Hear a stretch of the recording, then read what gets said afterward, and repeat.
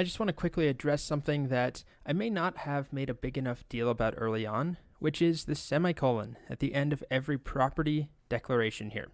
It's essential. You definitely need it in CSS. Unfortunately, you won't get a message or an error if you leave it off, but it is wrong.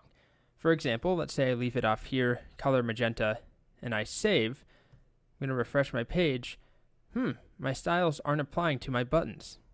They're not magenta and they don't have a cyan background color. Now, VS Code does tell you in the editor, it tells you, that it's expecting a semicolon. That's one of the good reasons to use VS Code. You get that little highlight.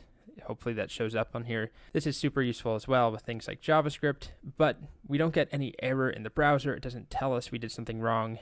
It just ignores that. So those semicolons are crucial. It's how we tell CSS, or it's how the browser recognizes this is the end of a property declaration and we're on to the next property.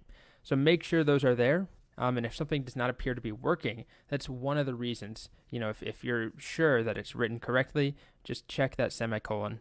I don't know if I made a big enough deal about it, but now I have. Okay.